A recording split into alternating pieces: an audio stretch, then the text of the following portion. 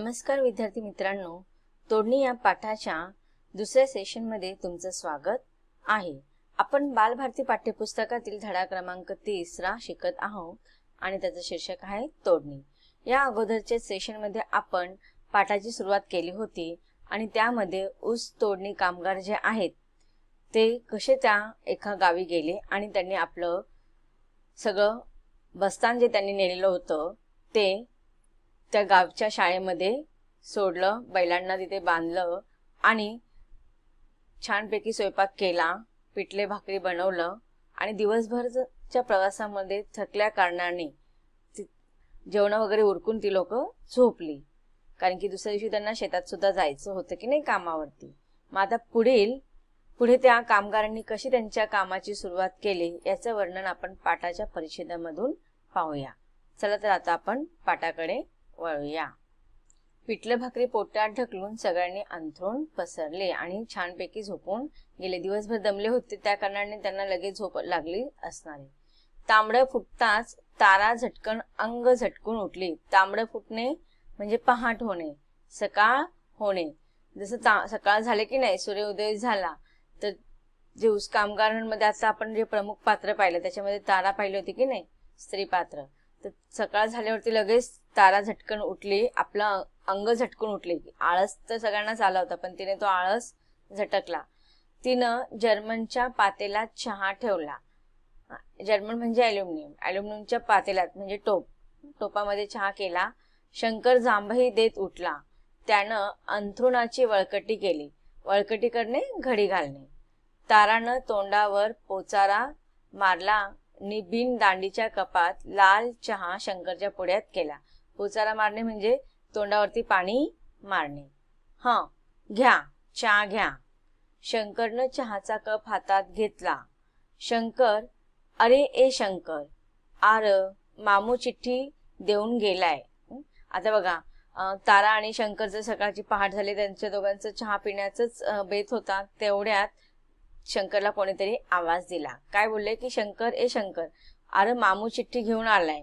म्हणजे ऊस कारखान्यातील जे दलाल वगैरे असतात की नाही, ते कामगारांना विशिष्ट कालावधीसाठी एवढं काम करा, मग तुम्हाला एवढे त्याचा मोबदला दिला जाईल, हा त्यांचा ठराव झालेला असतो। म्हणजे ती जी काही चिठ्ठी असेल, कागदपत्र असतील ना, ते घेऊन आला होता। थळात म्हणजे शेतात, जिथे ते ऊस कामगार ज्या शेतामध्ये जाऊन काम करणार होते ते थळात किंवा आपण खळे सुद्धा त्याला म्हणतो। थळात जायचंय, निघाया पाहिजे। दामूचा आवाज कानावर पडताच, आता शंकरला कोणी आवाज दिला होता? दामू ह्या दुसऱ्या ऊस कामगाराने आवाज दिला होता। आलू असं म्हणून शंकरनं घटाघटा चहा पोटात ढकलला, म्हणजे घाईघाईने तो चहा त्याने संपवला। सगळ्यांनी नदीच्या काठावर मोकळ्या रानात सामान उतरवलं आणि थळाचा रस्ता धरला। आता बघा, पहिल्या दिवशी म्हणजे ही जी आता आपली कथा चालू आहे ती ऊस कामगार ज्या गावी आले ना त्याच्या दुसऱ्या दिवशीची ही कथा आहे। म्हणजे त्या दिवशी ज्या दिवशी ते ज्या गावी पोहोचले होते त्या गावी त्यांनी सुरुवातीला आपलं सामान कुठे उतरवलं होतं? त्या गावाच्या शाळेमध्ये। पण आता शाळेमध्ये त्यांना जास्त वेळ थांबता येणार नव्हतं ना, आणि म्हणून त्यांनी काय केलं, त्यांचं सगळं सामान मोकळ्या रानामध्ये म्हणजे शेतामध्ये उतरवलं आणि मग ते सामान फक्त त्यांनी उतरवलं, लावलं वगैरे नाही, आणि तसेच शेताकडच्या रस्त्याला लागले, कारण की त्यांना लगेच काम सुरुवात करायची असणार। शंकर तारानंही आपला कोयता सोबतीला घेऊन मीरा आणि वसंतला बरोबर घेतला। आता बघा, शंकर आणि तारा जे हे या पाठातील प्रमुख पात्र आहेत, त्यांनी काय घेतलं, आपलं आता कोयत्याचा उपयोग कशासाठी होतो की जे ऊसाचे दांडे असतात ते तोडण्यासाठी त्याचा उपयोग होता। म्हणजे असे जे कामगार असतात ना, आपापलं सामान स्वतः घेऊन येतात। खुरपणी असू दे, कोयता असू दे किंवा अजून काही अवजार त्यांना लागणार असले ना ते घेऊन येतात। मग शंकर आणि ताराने कोयता आपल्या बरोबर घेतला आणि त्यांची जी 2 मुलं होती, मीरा आणि वसंत, त्यांना सुद्धा आपल्या बरोबर काम करण्यासाठी नेलं। आज ऊस तोडणीचा पहिला दिवस असला तरी उघड्यावर झोपून थंडीनं अंग काकडून निघतं, म्हणून दुपारी स्थळातून लवकर परतायचं असं सगळ्यांनी ठरवलं होतं। तर सगळ्यांनी म्हणजे बघा, जेवढे काही ऊस कामगार त्या गावी आले होते ना, तेवढे सगळ्यांनी मिळून जे काही निर्णय घ्यायचे ते सगळ्यांनी मिळून घ्यायचे असतात। आणि तसंच एक निर्णय घेतला होता की आता बघा थंडीचे दिवस होते की नाही, आणि प्रवासाने ते थकून आले होते आणि ऊस तोडणीचा पहिलाच दिवस होता, असं अजून त्यांना 5-6 महिने काढायचे होते. मग ह्या थंडीच्या दिवसामध्ये मोकळ्या रानात झोपणार, शेतात झोपणार, त्यांच्याकडे जास्त साहित्य पण नसणार. आता आपण घरात असतो तर कसं थोडं भिंतींमुळे, पत्र्यांमुळे किंवा छपरामुळे आपल्याला थंडी कमी वाजते, त्याच्यात आपल्याकडे अंथरूण वगैरे पण भरपूर असतं थंडीच्या दिवसामध्ये, त्यामुळे थंडीपासून आपला थोडाफार बचाव होऊ शकतो. पण ही लोक कसे, त्यांच्याकडे अंथरूण पण जास्त नाही आणि उघड्यावरच त्यांचं बसतान बसणार असतं, त्यामुळे त्यांना थंडी जास्त वाजणार. म्हणून ते काय ठरवतात की संध्याकाळी उघड्यावर झोपल्यामुळे आपल्याला थंडी वाजणार, म्हणून आपण काय करायचंय, दुपारीच शेतातून लवकर परतायचं. थळात पाय ठेवताच शंकरनं उसावर घाव घालायला सुरुवात केली. आता बघा जे ते कामगारांना त्यांचा हात बसलेला असतो, पटापटा ते कामाला सुरुवात करतात. तर तसंच आहे ना, शंकरने सुद्धा काय केलं, जसं शेतात पाय ठेवला, पाऊल ठेवताच त्याने काय केलं, उसावर घाव घालायला सुरुवात केली, म्हणजे ऊस तोडायला सुरुवात केली. मीरानं मोळ्या बांधल्या. एकीकडे शंकर जो पुरुष पात्र आहे तो काय करतोय की ऊस तोडायला सुरुवात करतोय कोयत्याने, आणि त्याची जी मुलगी आहे तिने काय केलं, जे ऊस तोडले तिथे टाकले, ऊस तोडले टाकतात. आणि एक माणूस काय करतो, असे जे कामगार असतात ना ते कामं आहे ना वाटून घेतात. एक जण जर ऊस तोडते तर त्याच्या पाठीमागे दुसरा माणूस उभा राहून ते तोडलेलं ऊस गोळा करणार आणि त्याच्या मोळ्या बांधणार. मग तशा रीतीने बघा शंकरने पटापटा ऊस तोडले आणि त्याच्या मुलीने, त्या मीराने काय केलं, मोळ्या बांधल्या. दिवस माथ्यावर केव्हा आला ते समजलंच नाही. मग बघा आता काय, असं मग सगळ्यांनी काम वाटून घेतलं आणि ज्याने त्याने आपापलं काम काय केलं, पटकन संपवून टाकलं. आता हे फक्त त्यांना फक्त ऊस तोडून मोळ्या बांधायचंच काम नसतं, ते आता ऊस तोडणार, त्या मोळ्या बांधणार, त्या विशिष्ट ठिकाणी नेऊन ठेवणार, एकत्र करणार. मग सगळे कामगारांचे ऊस तोडलेले त्या मोळ्या एकत्र करायचे, मग ते गाडीमध्ये भरायचे. मग त्यांची बैलगाडी असते किंवा ट्रॅक्टर असतं किंवा छोट्या काही त्यांची वाहनं असतात, त्याच्यामध्ये ते सगळे ऊस भरायचे आणि ते ऊस आहेत ना मग साखर कारखान्यापर्यंत पोहोचवायचं. हे सगळं काम हे ऊस तोडणीचे कामगार असतात ना त्यांनाच करावे लागतात. त्यांना बघा त्यांचं असं मानधन ठरवून दिलेलं असतं की हे सगळं काम तुम्ही करायचं, एवढं सगळं काम संपल्यानंतर तुम्हाला तुमचं त्याच्या बदल्यात एवढा मोबदला दिला जाईल. दिवस माथ्यावर केव्हा आला ते समजलंच नाही. दिवस माथ्यावर येणे म्हणजे दुपार होणे. माथ्यावर म्हणजे आपल्या डोक्यावर, म्हणजे काय, ऊन आपल्या डोक्यावर येणे म्हणजे कधी ऊन डोक्यावर कधी येतं, दुपारच्या वेळेस. मग असं हे लोक सकाळी लवकर शेतात जातात, पटापटा काम करतात आणि ह्या कामामध्ये ते एवढे मग्न असतात की कधी दुपार झाली हे त्यांना कळालंच नाही. हिरवा चारा मिळाल्याने बैल मस्त जोगली होती. आता बघा ऊस तोडणीचं काम चालू होतं की नाही आणि त्याला मस्त हिरवा चारा होता.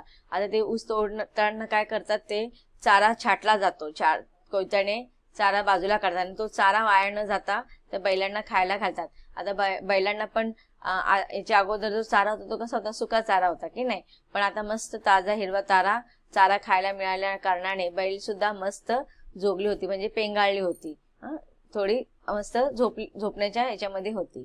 सगळ्यांनी वाढे टाकून शंकूच्या आकाराच्या कोप्या बांधून सामान लावलं. आता बघा सगळ्यांनी काम उरकलं, दुपार झाली, त्यांनी त्यांचं काम संपवलं आणि ज्या ठिकाणी त्यांनी आपलं सामान ठेवलं होतं ना तिथे ते परत आले आणि सगळ्यांनी काय केले, वाढे टाकून. वाढे म्हणजे काय, जे ऊस असतं ना, ऊसचा वरचा जो खुंटा असतो तो काढून टाकायचा आणि त्याला एक काठीचा आकार द्यायचा आणि मग तो मध्ये थांबायचा. मग शंकूच्या आकाराच्या कोप्या बांधून सामान लावलं आणि मग बघा त्याच्या अशा रीतीने त्यांनी त्यांचं काय केलं, जसं आपलं तंबू असतो की नाही शंकूच्या आकाराचा, तसं त्याने त्या झोपड्या बांधला. अशा एकत्र त्या सगळ्या ऊसाच्या काड्या एकत्र करायच्या, त्यांचं ते वरचं जो शेंडा असतो तो काढून टाकायचा आणि त्याच्या आकाराने मग आधाराने काय करायचा, झोपड्या बांधायचा. कोप्या बांधून मग सामान लावलं. तसं तारानेही सामान लावून चिमणीचा उजेड करताच मीराला वसंत पुस्तक गवसलं. आता बघा हळूहळू ते लोक रात्री काय जेवले आणि झोपले, सकाळी लवकर उठले, चहा पाणी केलं आणि तसेच कामाला निघून गेले. आता सामान असतं इकडे तिकडेच टाकलेलं होतं. मग जो तो आले, त्यांनी आपल्या छोट्या छोट्या झोपड्या बांधल्या आणि तिथे सामान रचले. मग ह्या जे प्रमुख पात्र आहे तारा, तिने पण काय केलं, तसं तिचं सामान जेवढं होतं तेवढं तिने सामान छानपैकी लावलं आणि चिमणीचा उजेड करताच, आता चिमणी वगैरे रात्र झाली होती की नाही, संध्याकाळ झाली असणारे, रात्र झाली असेल. आता त्यावेळेस आता त्यांचं जीवनच स्थलांतरीचं होतं, त्यामुळे त्यांच्याकडे विजेचा हा काही प्रकाश नसणार आहे. मग त्यामुळे ते संध्याकाळी कसं काय बघणार ना, मेणबत्ती तर त्यावेळेस नव्हतीच. मग ते चिमणी कशी करायची की काचेचे एखादी बाटली किंवा मग एखादा डब्बा असेल तर त्या डब्यामध्ये ते काय करायचे, रॉकेल ओतायचे आणि त्याचं झाकण असायचं ना, त्या झाकणाला होल पाडून त्याच्यामध्ये दोरी टाकायची आणि नंतर ते रॉकेलमध्ये बुडवायचे आणि अशा नंतर मग ती पेटवायची. मग जेणेकरून जसं आपण दिवा लावतो की नाही, पंती लावतो, दिवा लावतो, तसंच ते एक विशिष्ट प्रकारचं पत्र्याचं डब्बा असतो किंवा मग काचेच्या आपल्या औषधाच्या बाटल्या वगैरे असतात ना, काचेच्या बाटलीमध्ये काचेच्या बाटलीत किंवा पत्र्याच्या डब्यामध्येच ही चिमणी तयार केली जाते, कारण की ते भरपूर वेळ ते जळत असतं की नाही. प्लॅस्टिकचं वगैरे असं ते जास्त वेळ गरम झाल्यामुळे मग ते वितळून जाणार, म्हणून मग ते ही चिमणी कशाचे बनवायचे, एकतर पत्र्याचे किंवा काचेच्या बॉटल वगैरे असतात त्याच्याने बनवायचे. काचेच्या बाटल्या वगैरे असतात ना आपल्या औषधाच्या वगैरे, तर त्याच्या झाकणामध्ये मस्तपैकी ते वात तयार करायची. दोरी असते ना त्याची छोटीशी दोरीची ती वात तयार करायची, ते रॉकेल त्याच्यामध्ये भरायचं आणि ती वात पेटवायची. म्हणजे ती भरपूर वेळ टिकते पण आणि स्वस्त आणि मस्त असते. मग अशा रीतीने ते चिमणीचं उजेड करताच मीराला काय झालं, वसंतचं पुस्तक गवसलं म्हणजे सापडलं. वशा तुपलं पुस्तक, वशा तुपलं पुस्तक. वशा, आता बघा खरं नाव काय त्याचं, वसंत, पण त्याला सगळ्यांनी, आता आपल्या पण घरामध्ये आपले आई वडील असं असतात ना की आपलं नाव मोठं असतं पण ते शॉर्टकट मध्ये आपल्याला बोलवतात, तसंच त्या वसंतला सगळेजण काय बोलवायचे, वशा. वशा तुपलं म्हणजे तुझं पुस्तक असं बहीण त्याची ओरडू लागली. मीराचा आरडाओरडा ऐकून वसंतला शाळेची आठवण झाली. मग आता बघा त्यांच्या त्या सामानामध्ये अचानक मीराला वसंतचं पुस्तक सापडतं आणि जेव्हा मीरा आरडाओरडा करून हे वसंतला सांगते ना, तेव्हा वसंतला अचानक त्याला त्याच्या शाळेची आठवण येऊ लागते. शाळेची आठवण झाली. अन म्हणजे आणि. वसंत कोपी बाहेर बसलेल्या शंकरच्या मागे जाऊन उभा ठाकला. कोपी बाहेर म्हणजे झोपडीच्या बाहेर. शंकर बाहेर बसला होता ना त्याचे वडील, तर त्यांच्या समोर जाऊन उभा ठाकला म्हणजे उभा राहिला. त्यानं शंकरच्या खांद्यावर हात ठेवून विचारलं. आता बघा वसंतने त्याच्या वडिलांच्या खांद्यावरती हात ठेवून विचारलं, दादा मले शाळात कवा धाडणार. आता बघा खूप दिवस झाले होते त्यांनी त्याचं गाव सोडून आणि त्याला शाळेमध्ये जाण्याची ओढ लागली होती, शाळेची आठवण आली, म्हणून तो त्याच्या वडिलांना काय म्हणतो, दादा. आता आपण काय म्हणतो वडिलांना, बाबा किंवा पप्पा किंवा डॅडी असं बोलतात की नाही, तर अगोदर येणार दादा, नाना, तात्या अशा नावाने संबोधित केलं जायचं वडिलांना. तर मग इथे शंकरला त्याचा जो मुलगा आहे वसंत, तो दादा ह्या नावाने आवाज द्यायचा किंवा दादा म्हणायचा. दादा मले म्हणजे मला, शाळात म्हणजे शाळेत, कवा म्हणजे केव्हा. तर तो त्याच्या वडिलांना प्रश्न विचारतो की मला शाळेत केव्हा पाठवणार. थळामध्ये जोशात काम करणाऱ्या वसंतला शंकरनं पाहिलं असल्यानं शाळा बिळा. आता बघा वसंत आहे तो जरा मोठा झालेला होता आता आणि शरीरायष्टी चांगले असल्या कारणाने शेतीची कामं तो चांगल्या प्रकारे उरकत असणार आहे. त्यामुळे शंकरने ना वसंतला शेतामध्ये काम करताना पाहिलं होतं. त्यामुळे त्याला असं वाटतं की आता मुलाने शाळेत न जाता मला आहे ना ह्या ऊस तोडणीच्या कामामध्ये मदत करावी, जेणेकरून त्यांची आवक वाढेल आणि त्यांची जी आर्थिक परिस्थिती आहे ना ती सुधारेल. म्हणून आता बघा जोशात काम करणाऱ्या वसंतला शंकरनं पाहिलं असल्यानं शाळा बिळा काय बी नाही बस. शाळा बिळा काय बी नाही बस झाली आता तुपली शाळा. तुपली म्हणजे तुझी, शाळा म्हणजे शाळा. खाऊन घे आणि झोप.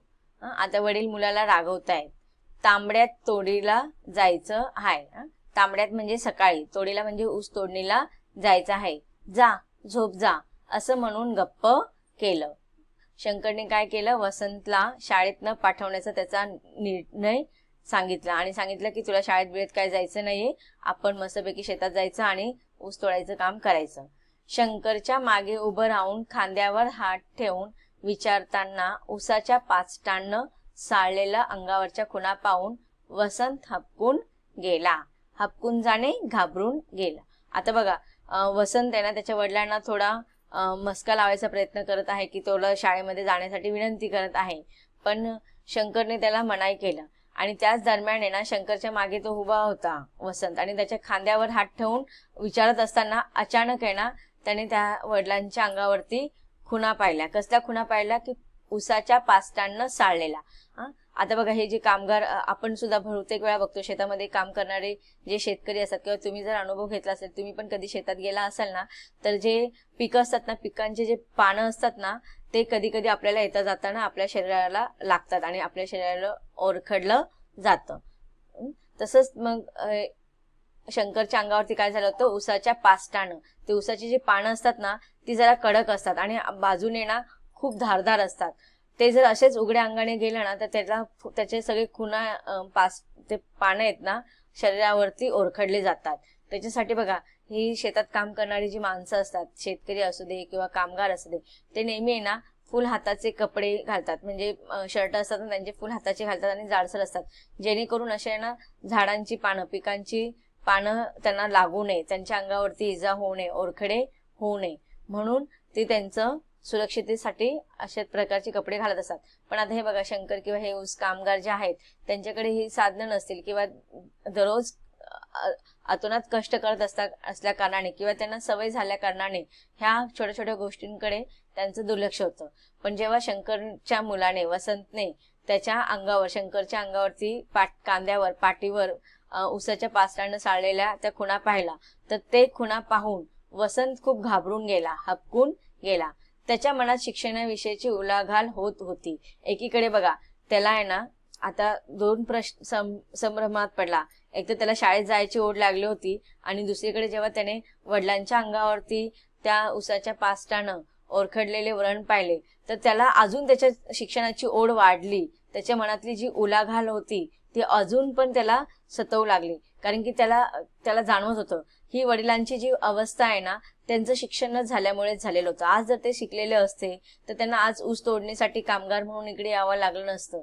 त्याने गावातच राहून दुसरं काहीतरी अजून चांगलं केलं असतं. शिक्षण घेतल्यामुळे त्यांना त्याचा उपयोग झाला असता आणि त्यामुळे वसंत आहे त्याला पण आपली अवस्था अशी होऊ नये हा मनात प्रश्न होता. एकतर वडिलांची आर्थिक परिस्थिती नसल्या कारणाने ते जे अतोनात कष्ट करत होते आणि जे त्यांना त्रास होत होता, एकीकडे ते पाहून आणि दुसरीकडे त्याचं अर्धवट राहिलेलं शिक्षण, ह्या दोन्ही विचारांनी त्याच्या मनामध्ये उलाढाल सुरू झाली होती.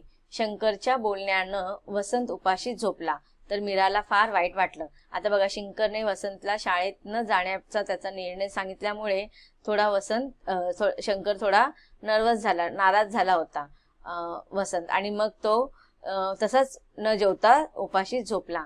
आणि आपल्या भावाला सुद्धा शिक्षणाची इच्छा असल्या कारणाने सुद्धा, शिक्षण घेण्याची इच्छा असल्याने आणि वडिलांनी त्याला नाही म्हटलं आणि तो असाच उपाशी झोपला, ह्या गोष्टीचं मीराला पण फार वाईट वाटलं. पाहूया ह्या पाठामध्ये आलेल्या कठीण शब्दांचा अर्थ.